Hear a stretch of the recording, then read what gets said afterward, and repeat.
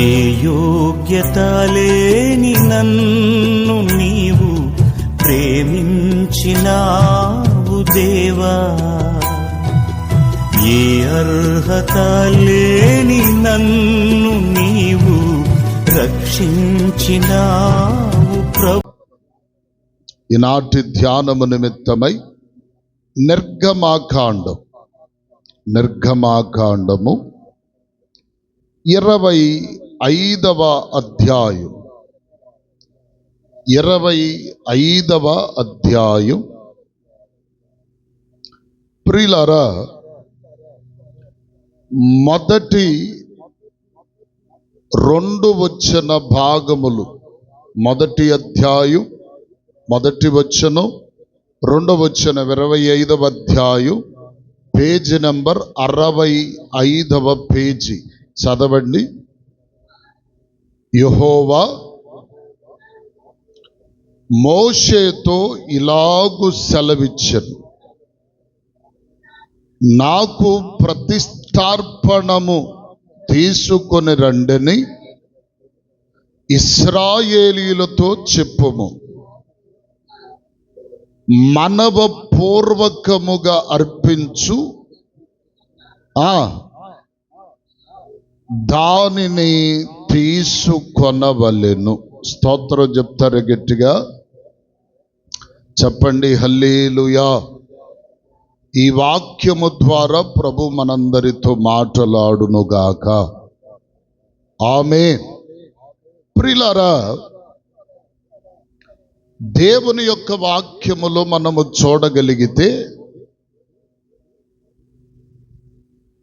దైవ ప్రజలైనటువంటి ఇశ్రాయేలీయులు ఐగుప్తి దేశములో దరిదాపుగా 430 సంవత్సరములు బానిసలుగా బ్రతికారు. ఆ బ్రతుకుతున్నటువంటి దినాలలో ఇశ్రాయేలీయులు ఐగుప్తిలో పడుతున్నటువంటి శ్రమలు భరించలేక ప్రభుకి ప్రార్థన చేస్తే ప్రభు మోషే ద్వారా దైవ ప్రజలైన ఇశ్రాయేలీయులను విడుదల పరచి కానాను దిశగా అరణ్య ప్రాంతములు నడిపిస్తూ ఉన్నప్పుడు దేవుడు మోషేకు ప్రత్యక్షమై కొన్ని విషయాలు తెలియపరిచాడు. ఏమనంటే, వారి మధ్యలో నేను నివసించున్నట్లుగా నాకొక పరిశుద్ధ స్థలము కట్టుడి, ఏర్పాటు చేయుడి అని మోషేతో మాట్లాడాడు. దేవునికి స్తోత్రం కలుగునుగాక. దేవుని ప్రజల మధ్య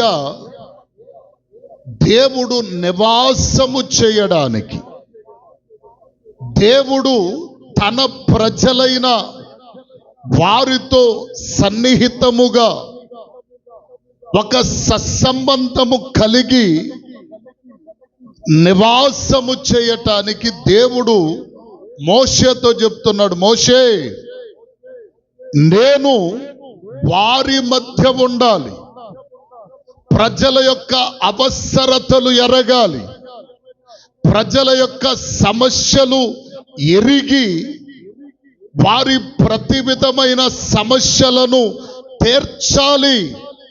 కాబట్టి వారి మధ్య నేనుండునట్లుగా నాకొక పరిశుద్ధ స్థలము నిర్మించుము అని మోషేకు దేవుడు తెలియపరిచాడు. స్తోత్రం చెప్పండి గట్టిగా. ఈ తెలియపరుస్తున్నటువంటి సందర్భములో ఇంకా కొన్ని విషయాలు చెప్పాడు. ఆ మందిరములో కొన్ని వస్తువులు ఉండాలయ్యా, ఆ మందిరములో కొన్ని భాగములు ఉండాలి, ఆ ప్రతి భాగములో కొన్ని వస్తువులు ఉండాలి. ఏమండి, ఆ పరిశుద్ధ స్థలము యొక్క భాగములను మనము చూస్తే మందిరము 3 భాగాలుగా మనకు కనిపిస్తుంది. ఒకటి ఏమండి ఆవరణము, రెండవది పరిశుద్ధ స్థలము, మూడవది అతి పరిశుద్ధ స్థలం. ఈ మందిరములో ఉండేటువంటి భాగములు ఎన్ని? 3. ఈ ప్రతి భాగములో ఉండేటువంటి వస్తువులు కూడా ప్రభువారు చెప్పిన మాట ఏమిటంటే మూడేసి వస్తువులు.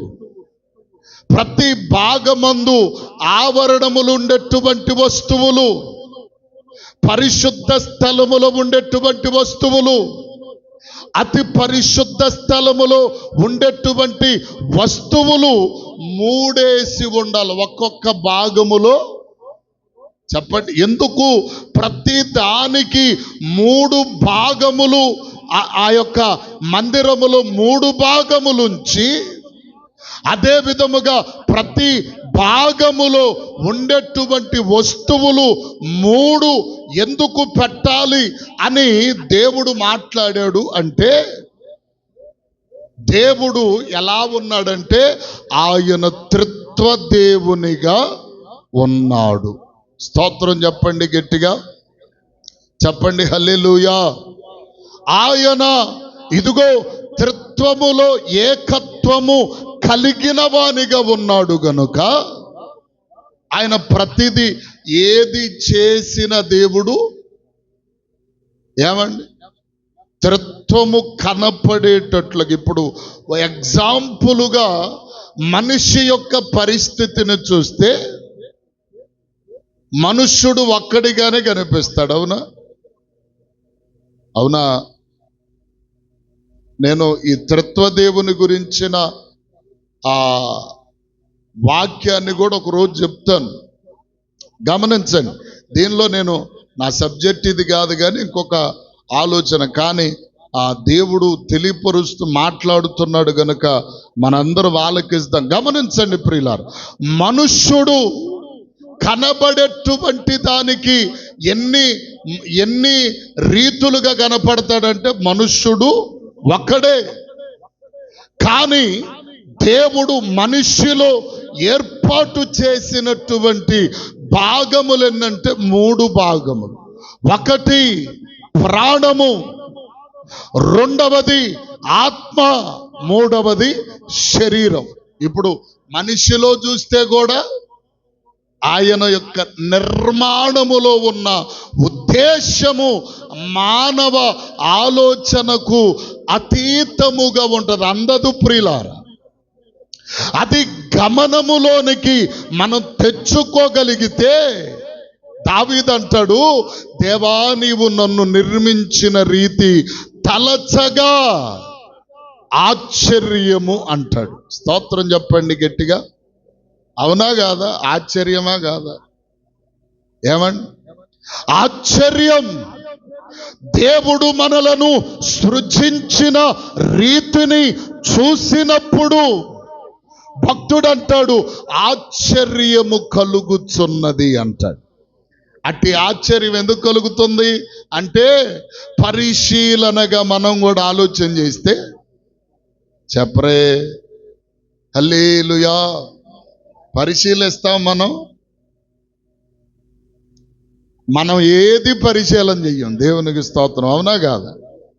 మనం ఎలా పుట్టాం, ఎలా బెదిగాం, రోజు తింటున్నది కూడా ఎలా వస్తుందో కూడా తెలియట్లే కొంతమందికి. అవునా కాదు? రోజు తినే ఆహారం కూడా ఎలా వస్తుందో కూడా తెలియట్లే. అదే భక్తుడు అంటాడు మనం పరిశీలిస్తే ప్రతిదీ కూడా ఆశ్చర్యము కలుగుతుంది. హల్లెలూయా. అయితే ప్రియులారా, ఇప్పుడు మనము జ్ఞాపకం చేసుకుంటే ఈ మందిరములో, ఈ పరిశుద్ధ స్థలములో దేవుడు మోషేకు నిర్మించమని తెలియపరచినటువంటి ఈ మందిరములో కొన్ని వస్తువులు ఉన్నాయి. ఆ వస్తువులను మనం చూడగలిగితే చూడండి. ఒకటి బలిపీఠం. రెండవదిగా గంగాళము, మూడవదిగా దీపవృక్షము, నాలుగవదిగా సముఖపు రొట్టెల బల్ల, ఐదవదిగా ప్రియులారా ఇదిగో ధూపవేదిక, ఆరవదిగా మందసము. ఎన్నో వస్తువులు ఉన్నాయి? 6 వస్తువులు ఉన్నాయి. ఈ 6 వస్తువులు దేవుని మందిరములో ఉన్నాయి. ఈ దేవుని మందిరములో ఉన్నటువంటి ప్రతి వస్తువునకు కూడా ఒక ప్రత్యేకత ఉన్నది. ప్రత్యేకత లేనటువంటి వస్తువు ఏది కూడా లేదు ప్రియులారా. ఇప్పుడు మనము చూడగలిగితే ఆ దేవుని మందిరమే ఇప్పుడు దేవుని ఆరాధించుటకు ఏర్పాటు చేయబడిన ఈ మందిరము కూడా, ఆ మందిరము ఈ మందిరము దేవుని దృష్టిలో ఒక్కటిగానే ఉంది. ప్రియులారా, ఈ మందిరములో ఏమండి, ఆ మందిరములో ఉన్న వస్తువులకు, ఒక్కొక్క వస్తువుకు ఒక్కొక్క ప్రత్యేకత ఉన్నట్లుగా, ఒక్కొక్క అనుభవము ఉన్నట్లుగా ఈ మందిరములో ఉన్న మనమందరం ఆ వస్తువులకు సాదృశ్యముగానే ఉన్నాం. స్తోత్రం చెప్పండి గట్టిగా. ఆ వస్తువులకు మనమందరం ఏమై ఉన్నాం? సాదృశ్యం. అంటే ఆ వస్తువులే మనము అనుకుందాం.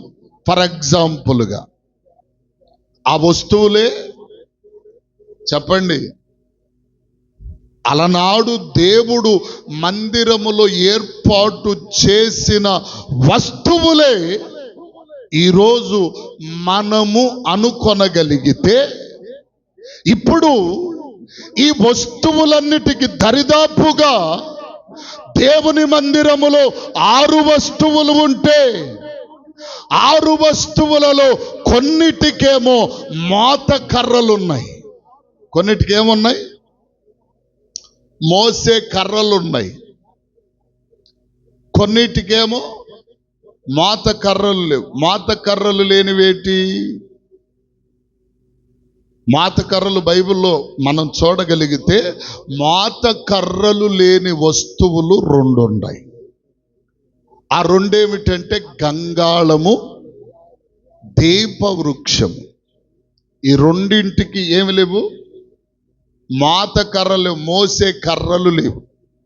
ఇప్పుడు ఎందుకు ఈ మోసే కర్రలు ఎందుకయ్యా అంటే, ప్రతి వస్తువు దేవుడెప్పుడైతే మోషేతో మాటలాడి చెప్పినప్పుడు, ఇదిగో దేవుని మహిమ మేఘము ఎప్పుడైతే మందిరం మీద ఉంటుందో, ఆ మందిరము ఆ స్థలములోనే ఉండాలి. ఆ మేఘము ఆ మందిరము మీద నుండి ఎప్పుడైతే కదిలిందో, ఈ మందిరం అంతా ఏం చేయాలి?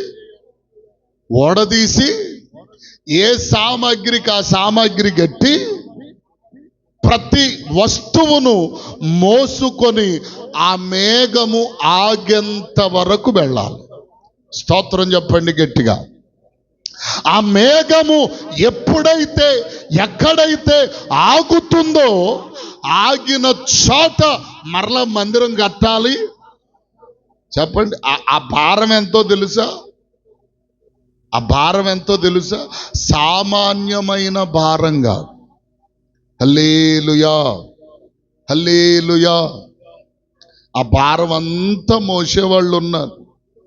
మందిరం కట్టేవాళ్ళు ఒకళ్ళు, మందిరం విప్పేవాళ్ళు ఒకళ్ళు, మందిర సామాగ్రి మోసేవారు ఒకరు. ఏమండి, బలిపీఠమును, ఏమండి గంగాళమును, లేకపోతే ఇంకా ఇదిగో ప్రియులార మందసమును, ఇలాగూ అనేక పనుల కొరకు ఒక్కొక్కరిని దేవుడు ఏర్పాటు చేశారు. వీరందరూ కూడా ఎవరంటే లేవి సంతతికి చెందినవారు. స్తోత్రం చెప్పండి గట్టిగా. వీళ్ళందరూ ఎవరు? ఇశ్రాయేలీలు ఎవరు పట్టుకోవడానికి ఇల్లేదే కది. ఇశ్రాయేలీయులు 12 గోత్రాల్లో ఒక గోత్రం ప్రత్యేకించబడింది. ఆ గోత్రం ఏది? అహరోను సంతతైన లేవి గోత్రం. ఈ లేవి గోత్రములోనే కహాతీయులు, ఏమండి, ఇంకా మరి కొంతమంది తెగలు ఉన్నాయి. ఈ తెగలన్నీ కూడా లేవి గోత్రానికి చెందిన వాళ్ళు ఏం చేయాలంటే ఒక్కొక్కరు ఒక్కొక్క పని కొరకు ఏర్పాటు చేయబడిన వారు. దేవునికి స్తోత్రం చెప్పండి గట్టిగా.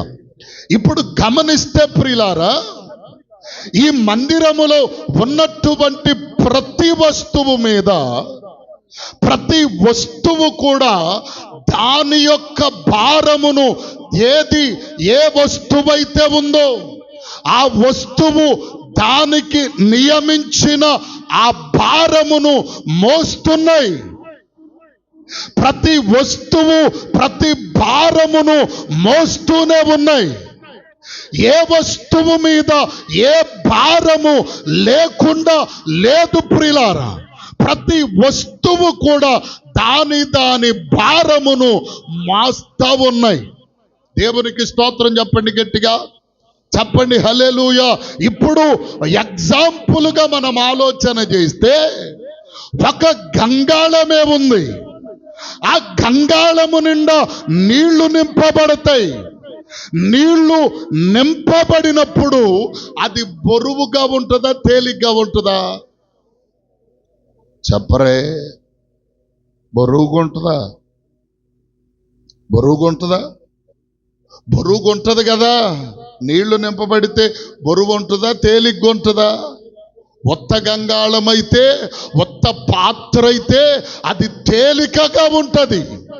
కాని ప్రియులారా, ఇదిగో నీళ్లు నిండా నింపబడినప్పుడు ఆ గంగాళము బరువుగా ఉంటది. దీపము వెలిగేందుకు నూనె, ఇదిగో ప్రియులారా, ఒక్కొక్క దీపములో ఏమండి, ఇదిగో 3 తూములు దరిదాపుగా ఏమండి నూనె పోసినప్పుడు ఆ పోయబడిన నూనెను ఒక్కొక్క దీప వృక్షం అంటే ప్రదీపములుగా ఉంటాయి. దరిదాపుగా ఏమండి 7 దీపాలు ఉంటాయి, 7 ఉంటాయి. అవన్నీ ఒక్కొక్క తొట్టెలో దరిదాపుగా ఒక మన లెక్కలు ఏమంటారు దాన్ని, కేజీని ఏమంటారు? రాయి కాదు, సాలు కొలుస్తామే, సాలు కాకుండా కేజీ డబ్బా, తౌడు. మన భాషలో తౌడు అంటే గేదెలకేసే తౌడుగా. దేవునికి స్తోత్రం. ఏమండి, మనం కొలిచే కొలత ఉంది. మాణిక్యంటే మాణికలో సగం, దాండు నూనె పోయాలి. ఒక్కొక్కటి 7 దీప వృక్షములుంటే 7 వాటన్నిటికీ కూడా మరల తొట్టెలు, దాంట్లో దీపాలు. గమనించండి, ప్రతిదీ కూడా దాని భారమును మోస్తున్నాయి. అయితే ప్రియులారా, వీటన్నిటిలోకెల్లా ఎక్కువైన భారము కలిగినటువంటి వస్తువు ఒకటి ఉంది. దాని పేరే బలిపీఠము. స్తోత్రం చెప్పండి గట్టిగా.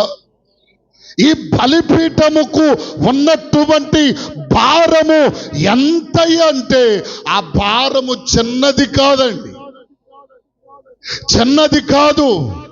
వాస్తవానికి ఇదిగో చిన్న పక్షి మొదలుకొని దరిదాపుగా ఇదిగో ప్రియులారా పెద్ద ఎద్దు వరకు దాని మీద భారము పెట్టబడతది. ఏమండి, చిన్న పక్షి మొదలుకొని, పక్షి ఎంత ఉంటది? ఒక గొవ్వే అనుకుందాం.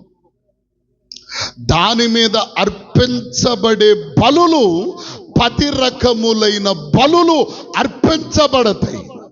ఈ 10 రకములైన బలులలో 5 బలులు చిన్నవి. చిన్నవంటే గొవ్వ, తర్వాత పావురం, తర్వాత కోడె, ఏమండి, ఇలాంటి పక్షులన్నీ కూడా చిన్న రకములైన బలులు. మరి పెద్ద బలులేమిటి అంటే గొర్రె, మేక, ఎద్దు, ఇలాంటివన్నీ కూడా పెద్ద బలులు. ఇవన్నీ ఈ బలిపీఠం మీద అర్పించబడతాయి. అందుకని ఇప్పుడు ఈ బలిపీఠము ఏం చేస్తుందంటే తేలికపాటి బరువునైనా మోస్తది. అదే ఇదిగో ప్రియులారా, ఎక్కువైన భారమునైనా ఆ బలిపీఠము ఏం చేస్తుందంటే మోస్తుంది. దేవునికి స్తోత్రం చెప్పండి, గట్టిగా చెప్పండి హల్లెలూయా. ఇప్పుడు ఈ బలిపీఠం, ఈ వస్తువులన్నీ కూడా ఎవరికి పోల్చబడ్డాయి అని చెప్పుకున్నాం? చెప్పండి. మందిరములో ఉన్న ప్రతి వస్తువు ఎవరికి సాదృశ్యంగా ఉన్నాయి అని చెప్పుకున్నాం? ఎక్కడే ఉన్నారా? హల్లెలూయా చెప్పండి, హల్లెలూయా. ఎవరికి పోల్చబడ్డాయి?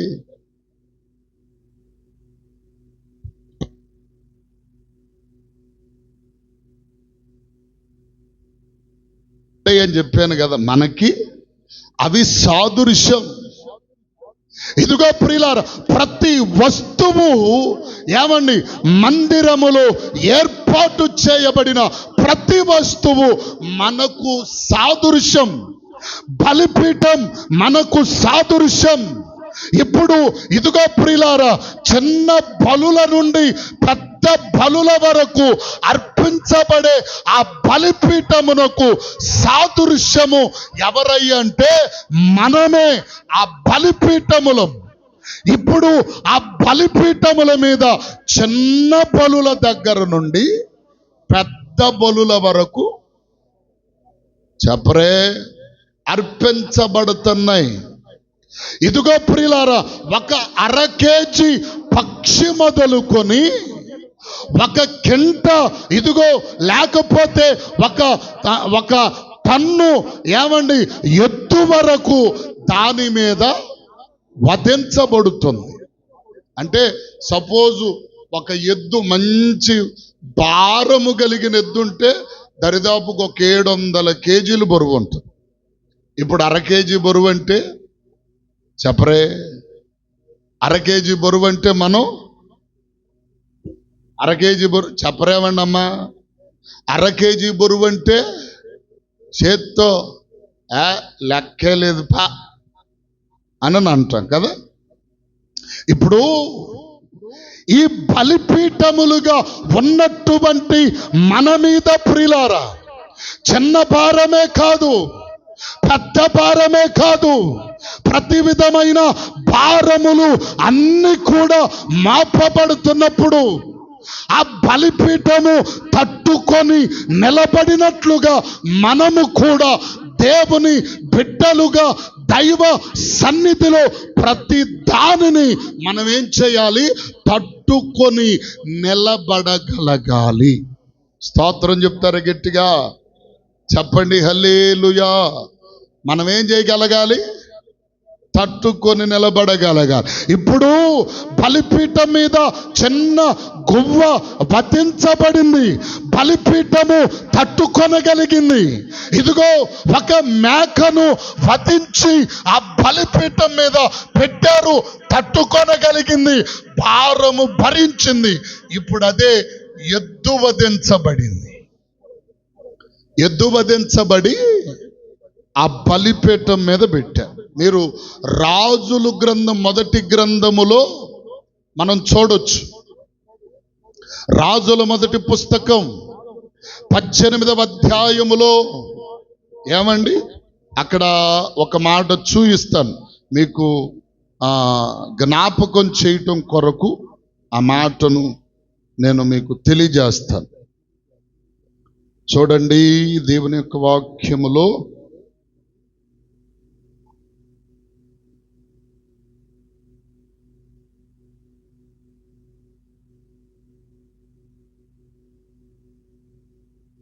చూడండి 33వ వచనం. 18వ అధ్యాయం పేజీ నెంబర్ 300. కట్టెలను క్రమముగా పేర్చి ఎద్దును తునాతునకలుగా కోసి ఆ కట్టెల మీద ఉంచెను. స్తోత్రం చెప్తారు గట్టిగా. ఇప్పుడు ఎద్దును పెట్టారు ఆ బలిపీఠం మీద. ఎద్దును పెడితే ఇప్పుడు అయ్యో చిన్న బలులే అర్పించండి, నేను మోయలేని భారమును నా మీద పెట్టబాకండి అనటల్లా బలిపీఠం.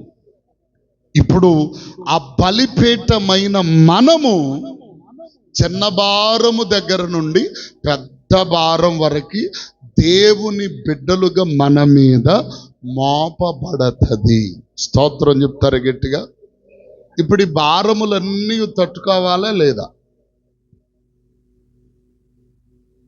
చెప్పరే, మీరు బలిపీఠాలే కదా మనందరం. చెప్పరేమండమ్మా? మనమందరం దేవుని మందిరములో ఉన్నటువంటి బలిపీఠమును. ఇప్పుడు ఈ బలిపీఠము మీద చిన్న భారం పెట్టబడింది. ఆ చిన్న భారము పెట్టబడినప్పుడు, మాపబడినప్పుడు ఈ బలిపీఠమైన నీవు తట్టుకున్నావు. రేపు పెద్ద భారము పెట్టబడింది. ఆ పెద్ద భారము పెట్టబడినప్పుడు కూడా నీవేం చేయాలంటే ఆ భారమును మోయగలగాలి. ఆ భారమును మోస్తూ తట్టుకొనగలిగిన ఆ కెపాసిటీ నీలో కలగాలి. కానీ కొంతమంది ఏం చేస్తున్నారు చూడండి. దేవుని యొక్క వాక్యములు మొదటి తిమోతి పత్రిక 1వ అధ్యాయం 19వ చరణం. 1:19 చదవండి త్వరదిగా. అట్టి మనస్సాక్షికి నీ కొందరు త్రోసివేసి విశ్వాస విషయమై బద్దలైపోయిన వారి వలె చెడిపోయి ఉన్నారు. కొంతమంది చిన్న భారం పెట్టినప్పుడు చక్కగా మోస్తున్నారు. అదే పెద్ద భారము వారి మీద పడినప్పుడట వారేం చేస్తున్నారు? విశ్వాసములో బద్దలైపోయిన అనుభవములోనికి వెళ్ళిపోతున్నారు. అంటే బలిపీఠము ఎక్కువ భారము పడినప్పుడు ఏమైపోతుంది? బద్దలైపోతుంది. అంటే ఇప్పుడు చాలా మంది దైవ ప్రజలు ఎలా ఉన్నారో చెప్పనా? ఎక్కువ భారం మన మీద పడితే, సపోజ్ ఒక మాట చెప్తాను, వారానికి 3 రోజులు కూడిక. వాస్తవానికి ఇది పెద్ద భారమేమి కాదు. అవునా? భారమేనా అంటారా? నీకేం తెలుసు బాబా మా భారాల సంగతి అంటారా? యేసు రక్తమే జయం చెప్పండి, హల్లెలూయా. వారానికి 3 రోజులు పెద్ద భారం కాదు. నా విషయం అయితే భారం కాదు. నేను అంటాను వారానికి 3 రోజులు కాదు, వారం రోజులు ప్రార్థన ఉన్న దేవునికి స్తోత్రం, నాకైతే భారమే కాదు. నీకేం పనే పాట అంటారా? దేవునికి స్తోత్రం చెప్పండి గట్టిగా. ఏమండి ఇప్పుడు సరే, ఈ 3 రోజులు ప్రక్కన ఇదిగో అలాగే జరుగుతూ ఉన్నాయి. మధ్యలో ఇంకొక రోజు యాడ్ చేసామనుకో, కొంతమంది ఈ పాస్టర్ గారికి ఏం పని లేదు, పనే పాట తింటం కూర్చోడు, మనకేం పనులు లేవా? ఇలా విశ్వాసం ఏమైపోయింది? బద్దలైపోయింది. ఏమండి ఇప్పుడు వాస్తవానికి ఆల్ నైట్ ప్రేయర్ సంగతే చెప్పుకున్నాం అనుకుందాం. ఏమండి నెలలు పెట్టేయి చాలక మళ్ళా ఇదొకటి పెట్టాడు. ఏది? ఇదొకటి పెట్టాడు. ఇంతకు ముందు బైబిల్ స్టడీ పెట్టాను, 3 రోజులు బొలపాటం, దేవునికి స్తోత్రం. అంత ఆరిపోయి సప్పబడిపోయింది. ఏమండి నేర్చుకుంటారులే, నేను ఖాళీగా ఉండటం ఎందుకులే. హల్లెలూయా. మీ విశ్వాసం ఏమైపోతుంది? విశ్వాసం ఏమైపోతుంది? బద్దలైపోతుంది. ప్రియులారా, ఇలాగుననే అనేక విషయములలో చాలా మంది విశ్వాసములు ఏమైపోతున్నాయి అంటే బద్దలైపోతున్నాయి. ఏమండి, ప్రార్థన విషయములలోనే కాదు, దేవునికి ఇచ్చేటువంటి వాటి విషయములో కూడా చాలా మంది విశ్వాసములు ఏమైపోతున్నాయి? బద్దలైపోతున్నాయి. వాస్తవానికి ఇంకొక మాట చెప్పి నేను ముందుకు వెళ్తా. ఇప్పుడు వారానికి కానుక ఒక 50 రూపాయలు ఇస్తున్నాం అనుకుందాం. పెద్ద పెద్ద భారమేం కాదు మనకి. లేకపోతే ఒక 100 రూపాయలు వేస్తున్నాం, అది కూడా పెద్ద భారమేమి కాదు. ఏమండి, దేవుని వాక్యం అంటుంది, నీ రాబడి అంతటిలో 10వ భాగము యెహోవా సొమ్ము అన్నాడు. నీవే పని చేస్తున్నావో, ఏ పనిలో పార్టిసిపేట్ చేస్తున్నావో, ఏ పనిలో పాలు పంపులు పొందుతున్నావో వాటన్నిటిలో ఏం చేయాలి? ప్రథమ ఫలమును దేవునికి ఇవ్వాలి, 10వ భాగమును దేవునికి ఇవ్వాలి. మరి ఈ విషయంలో చాలా మంది ఏం చేస్తారంటే, ఇప్పుడు వారానికి 7 రోజులు పనికి వెళ్తున్నాం అనుకోండి. సపోజ్ 500 కూలి అనుకుందాం. 500 కూలి ఎంత తీయాలి? 100కి ఎంత తీయాలి? 100కి ఎంత తీయాలి? 10 రూపాయలు తీయాలి. 500కి ఎంత తీయాలి? 50 రూపాయలు తీయాలి. 7 రోజులు పనికి వెళ్తే, 6 రోజులు పనికి వెళ్తే ఎంత వస్తాయి? 6 5లు 30, 300. 300 ఇవ్వాలంటే కొంచెం బాధ. సరే, ఇంకొక మాట చెప్తున్నాను. మనకిచ్చిన పశువులు, పక్షులు, వీటన్నిటిలో ప్రథమ ఫలం దేవుని సొమ్ము కదా, అవునా? కోడి గుడ్డు అయితే మనం ఇస్తాం కదా, కోడి గుడ్డు అయితే. లేకపోతే అంతకు మించి కోడి పిల్ల, కోడు ఏదో ఒకటి. ఇదెంతది? తక్కువది కాబట్టి.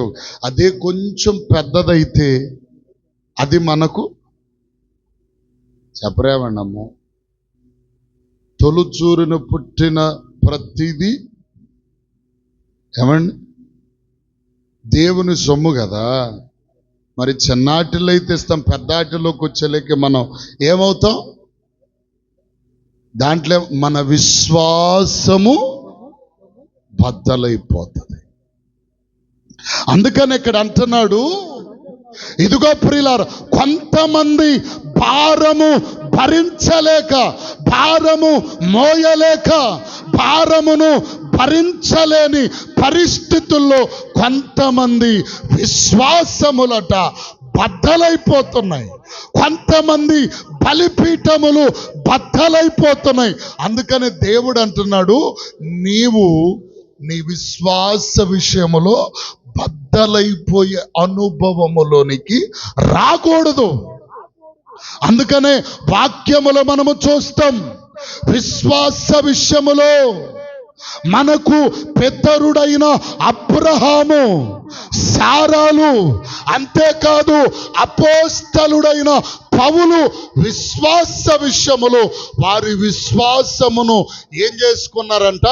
కాపాడుకున్నారు. అందుకనే తిమోతి పత్రికలోనే 2వ తిమోతి 4వ అధ్యాయం 7వ వచనం చదవండి.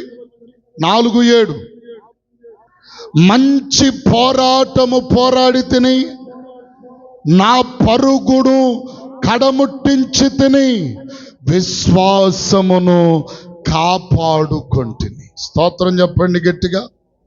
విశ్వాసమును కాపాడుకోవడం ఎలా అంటే, నీ మీద ఎంతటి భారము పెట్టబడినా నీ విశ్వాసము నుండి నీవు తప్పిపోకూడదు, తొలగిపోకూడదు.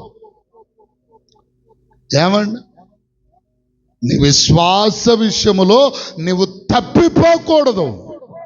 ఎప్పుడైనా తప్పిపోయావంటే నీ విశ్వాసము బద్దలైపోయిన అనుభవములోనికి వచ్చినట్లే. దేవునికి స్తోత్రం చెప్పండి, గట్టిగా చెప్పండి హల్లెలూయా. ఏమన్నా అందుకనే దేవుని వాక్యములు ఇంకొక మాట, ప్రకటన గ్రంథం 2వ అధ్యాయంలో మనం చూడగలిగితే 3వ వచనములో ఆ మాట ఒక్కటి చదవండి. 2:3 2వ అధ్యాయం 3వ వచనం. నీవు సహనము కలిగి నా నామము నిమిత్తము భారము భరించి అలయలేదనియు నేను ఎరుగుదును. అయినను మొదట నీకుండిన ప్రేమను నీవు వదిలితివి. దేవునికి స్తోత్రం చెప్తారు గట్టిగా. మొదట ఉండిన విశ్వాసం, మొదట ఉండిన ప్రతిష్ట, మొదట ఉండిన ప్రేమ, మొదట ఉండినటువంటి కార్యాలు నీలో ఏమైపోయాయి? లేవు. మొట్టమొదటేమో భలేగా ఉంటాం. మొన్న ఈ మధ్యకాలంలో ఒక మాట చెప్పి ముందుకు వెళ్తాను. ఈ మధ్యకాలంలో చిత్తూరు దగ్గర పలమనేరు వెళ్ళాం. పలమనేరు వెళ్ళేటప్పుడు పెళ్లి కొడుకుని తీసుకుని వెళ్తా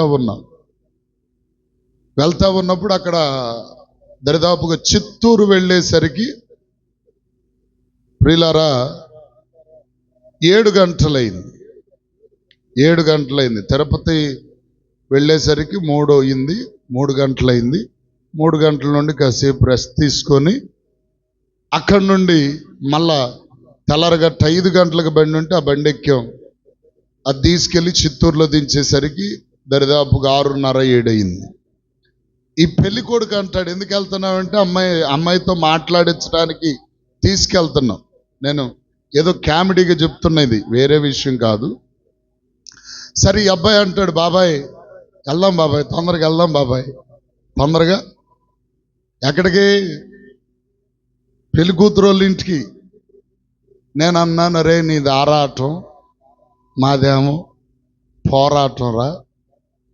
నీదేమో ఆరాటం. ఎందుకని అంటావేమో, నువ్వెప్పుడెప్పుడు పిల్లను చూడాలని నువ్వు ఆరాటం. మేమేం కొంచెం వయసు పడింది కదా మా మీద కొంచెం వయసు ఎక్కువైంది కదా, మాదేం పోరాటం రా నాన్న. అట్లాగే మొదటిలో కొంతమంది పోరాటములోనే పోరాటం ఆరాటం కలిపి చెప్పరే దేవుని సన్నిధిలోనికి వస్తారు. ఆ తర్వాత ఆరాటము ఉండదు, పోరాటం ఉండదు. అన్నీ ఆరిపోయి సప్పబడిపోయి ఏం వెళ్తాంలే, ఇది పరిస్థితి. దేవునికి స్తోత్రం చెప్తారు గట్టిగా. అందుకనే మొదట ఉండిన ఆ ప్రేమ, మొదట ఉండిన ఆ ప్రతిష్ట, మొదట ఉండిన విశ్వాసం, మొదట ఉండిన భారము ఈరోజు చాలా మందిలో ఏమైపోయింది? కరువైపోయింది, కనబడటంలో. మొట్టమొదటేమో ఏమండి బాగా అద్భుత రీతిగా పరిచర్యలో, ఇదిగో అన్ని విషయములలో మనం పాటుపడ్డం. ఈరోజు ఏమండి భక్తి ముదిరిపోయి ఓసర వెళ్ళిలాగా తయారైపోయింది. దేవునికి స్తోత్రం కలుగునుగా. అందుకనే మొట్టమొదటిగా బలిపీఠం ఎలా ఉండాలంటే భారము భరించే బలిపీఠముగా ఉండాలి. స్తోత్రం చెప్పండి గట్టిగా. ఈ బలిపీఠం ఎవరో? మనమే. ఈ బలిపీఠములు భారములు భరించాలి. అవి చిన్నవైనా పెద్దవైనా. ఈరోజు క్రీస్తు బిడ్డగా నీవున్నావు గనుక అది ఎంత భారమైనా నువ్వు భరించాలి. పాట ఒకటి ఉంది, ఎంత దూరమైనా అది ఎంత భారమైనా, ఎంత దూరమైనా అది ఎంత భారమైనా, యేసు వైపు చూడు నీ భారమంత తీరు. ఈరోజు భారం పెట్టుకుని యేసుప్రభు వారు కూడా అదే అన్నారు, ఇదిగో సమస్త పాప భారమును మోస్తున్న సమస్త జనులారా నా యొద్దకు రండి, నేను మీకు విశ్రాంతినిస్తాను. నా భారము సులువుగాను. ఏమండి 11వ అధ్యాయం మత్తయి సువార్త 28-29 వచనాల్లో ఉంటుంది. ఏమండి, నా భారము సులువుగాను తేలికగా ఉంటుందండి. నీకు తేలిక కాదు, అది బరువు అవుతుందంటే కారణం ఏంటి చెప్పరే? బరువు అవుతుందంటే కారణం ఏంటంటే యేసు వైపు చూస్తూ నీవు నడవటం, అందుకని అది భారం అయిపోయింది. మొట్టమొదటిగా భారమును మోయగలిగిన బలిపీఠములుగా మనం ఉండాలి. రెండవదిగా మరొక 3 విషయాలు, ఇంకొక 2 విషయాలు చెప్పి నేను ముగిస్తాను. రెండవదిగా బలిపీఠం ఎలా ఉండాలి అంటే దేవుని యొక్క వాక్యంలో రాజుల మొదటి పుస్తకం 18వ అధ్యాయం, రాజుల మొదటి పుస్తకం 18వ అధ్యాయం దయచేసి 38వ వచనం చదవండి. 38వ వచనం. అతడు ఇలాగు ప్రార్థన చేయుచుండగా యెహోవా అగ్ని దిగి దహన బలి పశువును కట్టెలను రాళ్లను బుగ్గిని దహించి కందకమందున్న నీళ్లను ఆరిపోచేసెను. స్తోత్రం చెప్పండి, గట్టిగా చెప్పండి హల్లెలూయా. ఇప్పుడు దేవుని ప్రజలందరూ ఏమండి బయలు దేవత వైపు తిరిగారు. ఆహాబు యెజబెలను వారి మీద, ఇదిగో ప్రియులారా, ఏలియా ఏమండి ఒక మాట మాట్లాడి చెప్తున్నాడు, ఏమనంటే ఒక కార్యం చేద్దాం.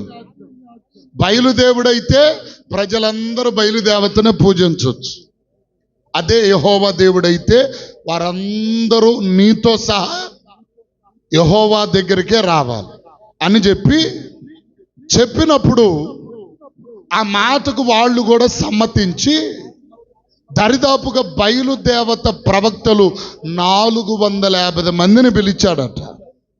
పిలిచి వాళ్ళు ఏం చేశారు, ఒక బలిపీఠం కట్టారు. ఆ బలిపీఠం మీద పశువును వధించి పెట్టి వీళ్ళు అంటున్నారు ఏమని, బయలారా బయలారా, అగ్ని కొమ్మరించని ఎన్ని రకాలుగా మొరపెట్టిన ఆ బయలు రాలేదు. ఆఖరికి వీళ్ళ కోపం వచ్చి ఏలియా అన్నాడు, మీ బయలు అన్నం తింటున్నాడేమో, నిద్రపోతున్నాడేమో, ఇంకా గట్టిగా అరవండి, ఆయన కనపడతలేదేమో అని కొంచెం ఎటకారము జోడించి మాట్లాడిన తర్వాత వీళ్ళకి కోపం వచ్చి కత్తులు తీసుకొని శరీరాన్ని కోసుకుంటూ బిగ్గరగా అరిచినా సరే ఆ బయలు అగ్నిని పంపలేదు. సరే, వెంటనే ఏమండి ఏలియా ఏం చేశాడంటే ఒక పడిపోయి ఉన్నటువంటి బలిపీఠమును మరల 12 రాళ్ల చేత కట్టాడు. కట్టి దాని మీద కట్టెలు పేర్చాడు. దాని చుట్టూ కందకం దొవ్వించి పశువును వధించి దాని మీద మాంసమును పేర్చి ప్రార్థన చేయగానే, అది ఎంతటి ప్రార్థన అంటే సుదీర్ఘమైన ప్రార్థన కాదు, చిన్న ప్రార్థన. యెహోవా అగ్నిని పంపమని ఎప్పుడైతే ప్రార్థన చేశాడో, ప్రార్థన చేయగా దేవుని అగ్ని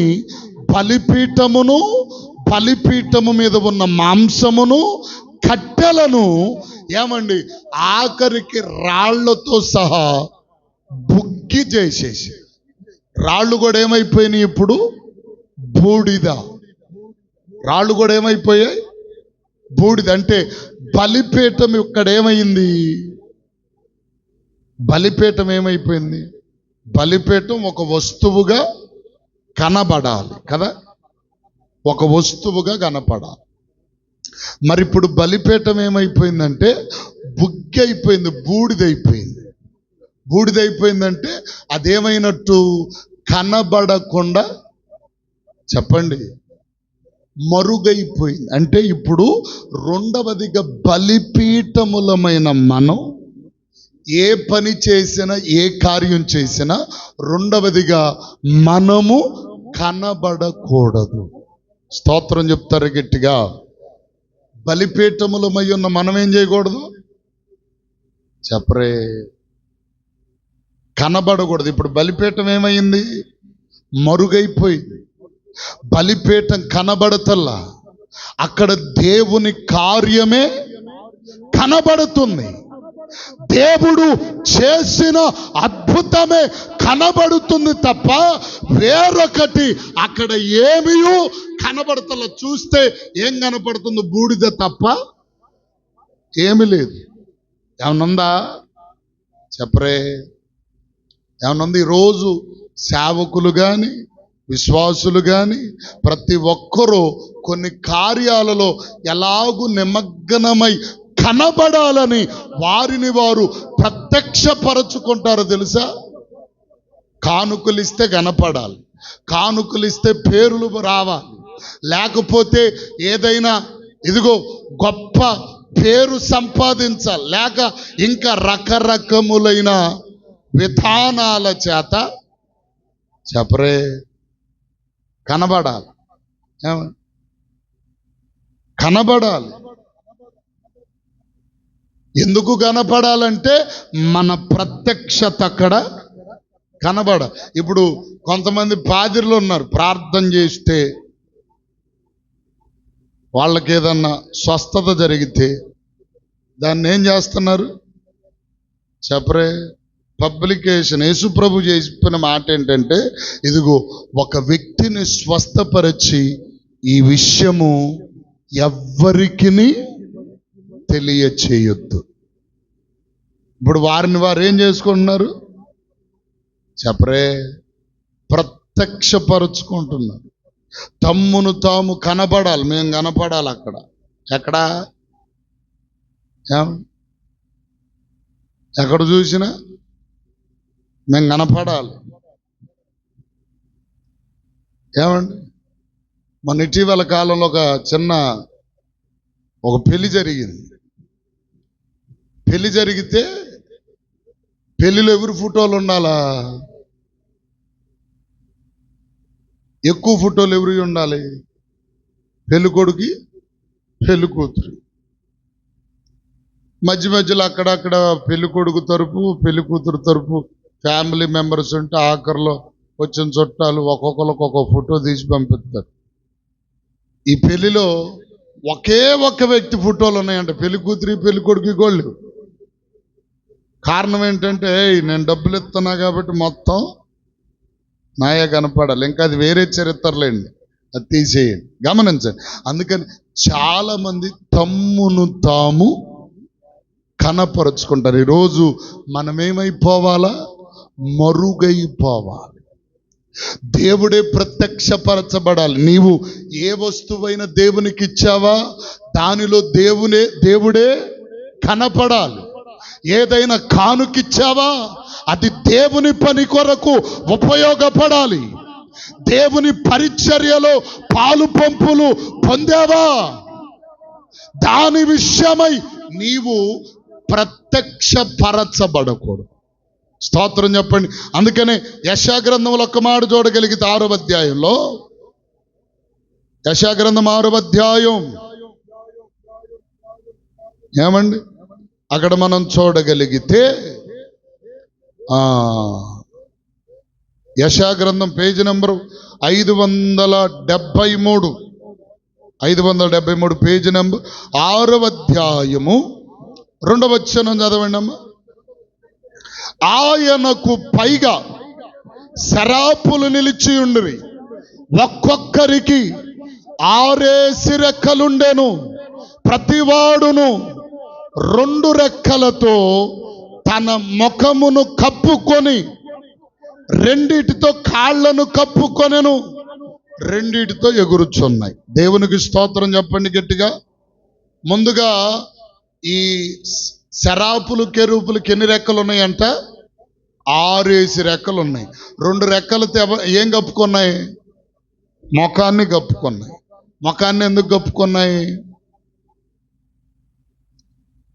మేము సర్వశక్తుడైన దేవుని సన్నిధిని నిలవబడ్డాం కాబట్టి మా దేవుడే ఈ స్థలమందు ప్రత్యక్షపరచబడాలి.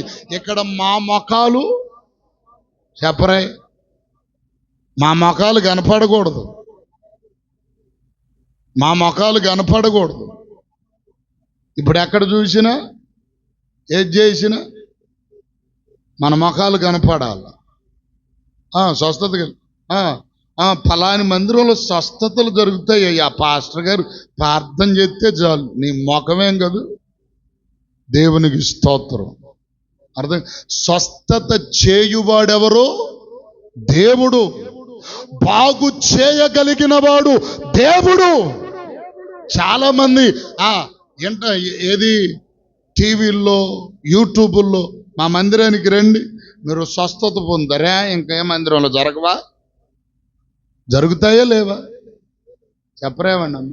విశ్వాసముతో నీవెక్కడ ఉండి ప్రార్థన చేసినా ప్రార్థన ద్వారా ప్రతి కార్యము జరుగును అని వాక్యం తెలియజేస్తాం. ఇప్పుడు అందరూ నేర్చుకున్నది ఇదే. ఏమండి? ఒక డబ్బా, ఒక కచ్చీపు, నానా రకాలైన విధానాలు. ఇంకొక విషయం ప్రియులారా, మొన్న ఈ మధ్య కాలంలో ఆ గ్యాస్ బాగా నొప్పొచ్చి, నాకు గ్యాస్ నొప్పొచ్చి బాగా ఎగదట్టి బాగా బాధపడతా ఉన్నా.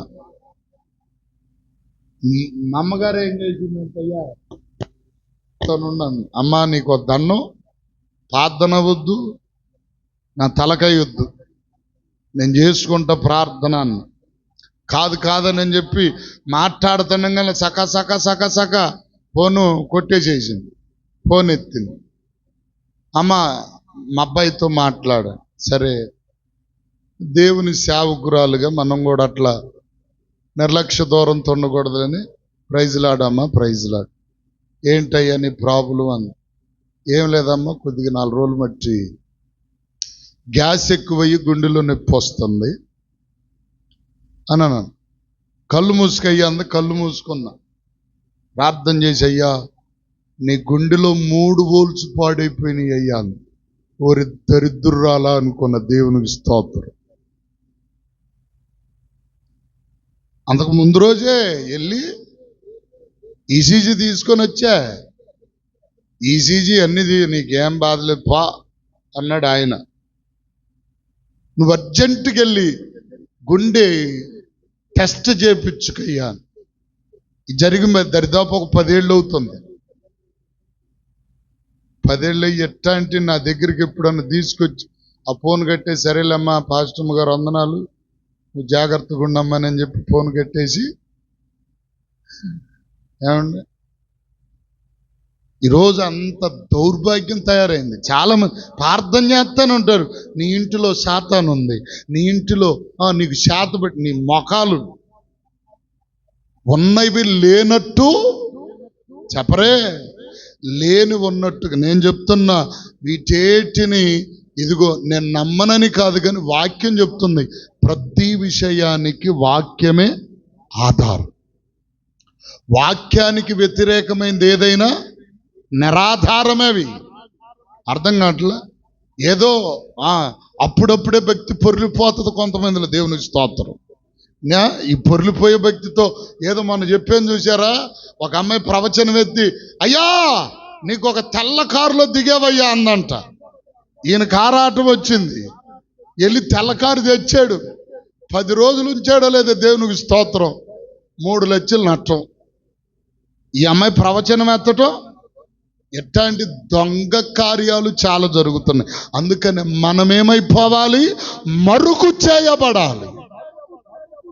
మరుగు చేయబడితే అది మనకు ఆశీర్వాదం. స్తోత్రం చెప్పండి, గట్టిగా చెప్పండి హల్లెలూయా. ఇప్పుడు ఇవంట 2 రెక్కలతో ముఖమును కప్పుకున్నాయి. ముఖము మన రూపం ఎక్కడ, మన ప్రత్యక్షత ఎక్కడ కనబడకూడదు. నేనే ప్రార్థన చేశా, నేను చేయటం వల్లే స్వస్థత కలిగింది, నేను చేయటం వల్లే పిల్లలు పుట్టారు, నేను చేయటం వల్ల ఇలా వచ్చింది, నేను చేయటం వల్ల. నీ ముఖం దేవుడు చేయటం వలన, చెప్పండి, మనమంత గొప్పవారము కాదండి. అర్థం కావట్లా? దేవుడు గొప్పవాడు. మన ప్రార్థనను విని దేవుడు ఏం చేశాడు? ఏమండి, ఇట్లాగే ఇశ్రాయేలీలు కూడా ఏం చేశారో తెలుసా?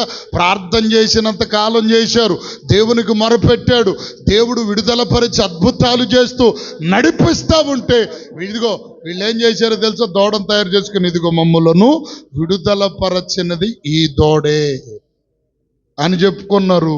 మధ్యలో భూమి నెర్రి విడిచి మొత్తాన్ని మింగేసింది. దేవునికి స్తోత్రం.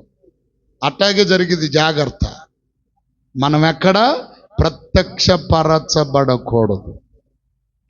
చాలా మంది నేనే ఎందుకు నువ్వు అందుకనే మనము మరుగు చేయబడాలి. రెండవదిగా కాళ్ళను కప్పుకున్నాయి అంటే మన నడవడి కూడా కప్పబడాలి. పూర్వం ఎలా ఉన్నా సరే, పూర్వపు స్థితి ఎలా ఉన్నా సరే, ఇదిగో నీ ఒక మహిమ కలిగిన స్థితిలోనికి వచ్చావు కనుక నీ ప్రవర్తనంతా కప్పబడాలి.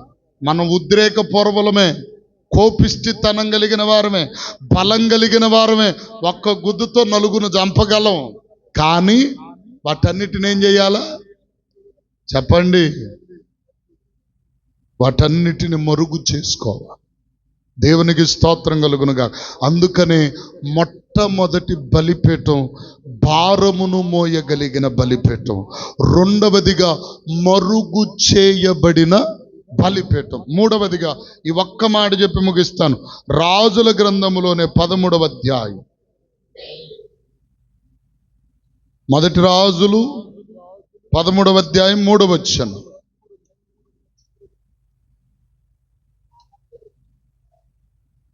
కాబట్టి యెహోవా 3వ వచనం 13, మొదటి రాజులు 13, ఈ బలిపీఠము దాని మీదనున్న బుగ్గి ఒలికి పోవుటయే యెహోవా ఇచ్చు సూచన అని చెప్పి ఆ దినమున ఆ ప్రవక్త సూచన ఒకటి ఇచ్చెను. స్తోత్రం చెప్పండి గట్టిగా. 3వ బలిపీఠం ఏది? సూచనగా ఉన్న బలిపీఠం. సూచనగా ఉన్న బలిపీఠం. సూచన అంటే ఇది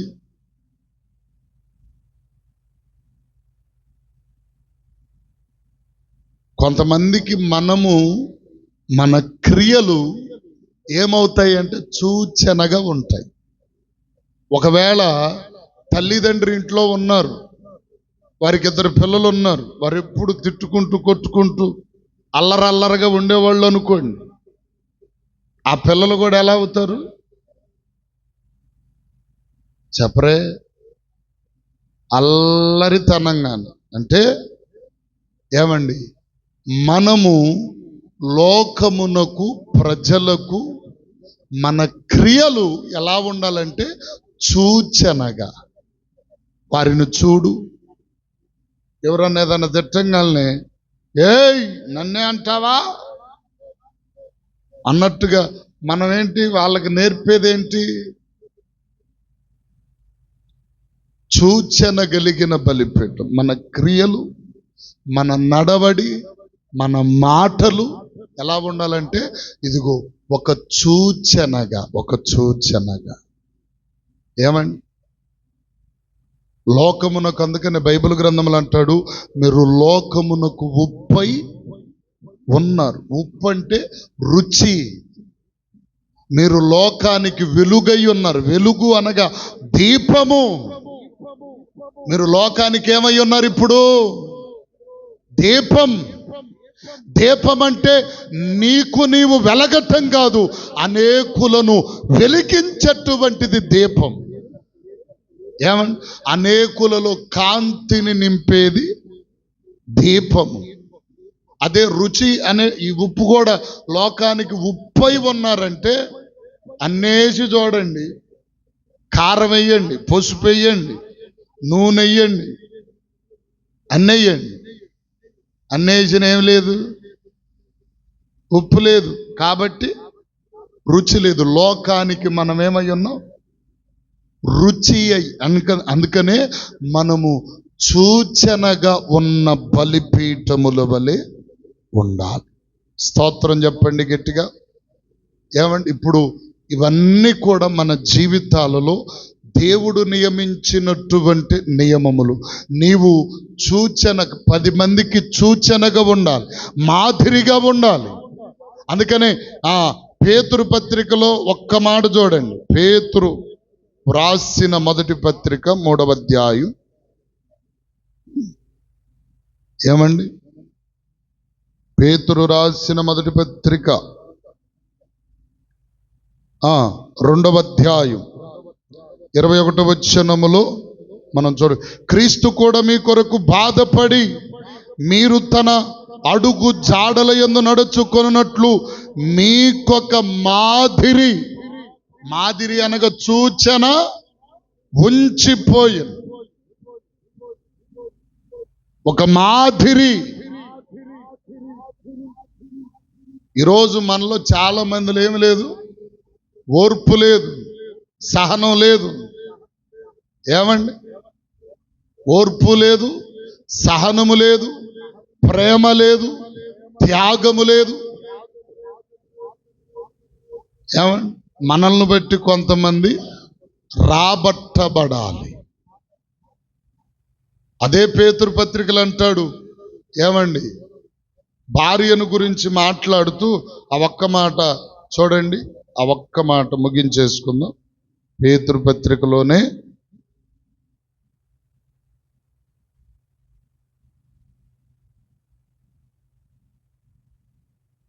రాబట్టబడుదురేమో అనే మాట 3వ అధ్యాయంలో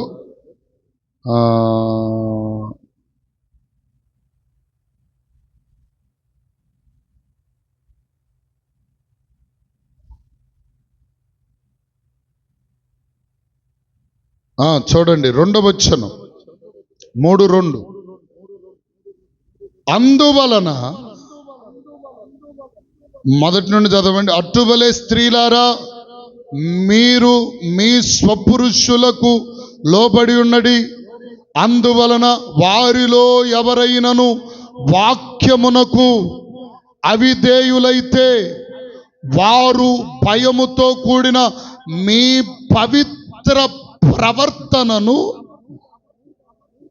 చూచి వాక్యము లేకుండానే తమ భార్యల నడవడి వలన రాబట్టబడుదురు. హల్లెలూయా. ఎవరి ప్రవర్తన వలన?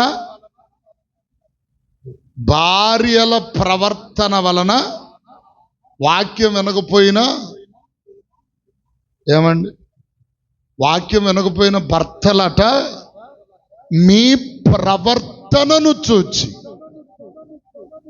మీ ప్రవర్తన దైవికమునకు సాదృశ్యముగా ఉన్న మీ విధేయతను, ఇదిగో మీ దీనత్వమును చూచి వాళ్ళు ఏం చేస్తారంట? ఒకవేళ దేవుని సన్నిధికి రాబట్టబడవచ్చును.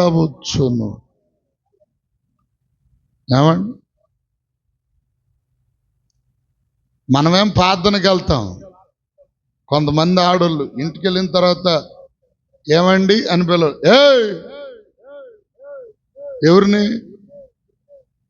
ఆడ కేకనంగా గడగడగడగడగడగడగడలాడుతుంది. భార్యలు భర్తను పిలుతాం, భర్తలేమో మొన్న ఒక పాస్టర్ గారి కొడుకు భార్యను రే పండు అంటున్నాడు. ఒరి బాబు ఇదాడు పిలుపురు అనుకుంటున్నా నేను. ఏమండి సరే యవనస్తులే, అది రాను ఏమైద్ది, ఈ పండు కాస్త పోయి పుండు అయిద్ది, కోతి పుండు బెమానం అయింది తర్వాత. కాబట్టి మన ప్రవర్తన ఎలా ఉండాలంటే 10 మందికి సూచనగా ఫలాని వ్యక్తిని చూడు, ఫలాని వ్యక్తి ప్రవర్తన చూడు, ఫలాని వ్యక్తి మాటను చూస్తే ఏమండి ఎలా ఉండాలి అంటే సూచనగా, అనేక మందికి సూచనగా ఉన్న బలిపీఠముల వలె మనం ఉండాలి. ఒకటి త్వరగా చెప్పండి. మొదటిగా భారమును మోయగలిగిన బలిపీఠం, రెండవదిగా మరుగైపోయిన బలిపీఠం, మూడవదిగా సూచనగా ఉన్న బలిపీఠముల వలె మనముంటే దేవుని మందిరములో ఒక పనికొచ్చే పాత్రగా మనం వాడబడతాం. అలాగూ వాడబడినట్లు ప్రభువే మనందరి పట్ల కార్యము చేయునుగాక, కృపచూపునుగాక. అట్టి ఆధిక్యత ఆశీర్వాదములో ప్రభు మనందరినీ నిలుపునుగాక. ఆమేన్. అందరం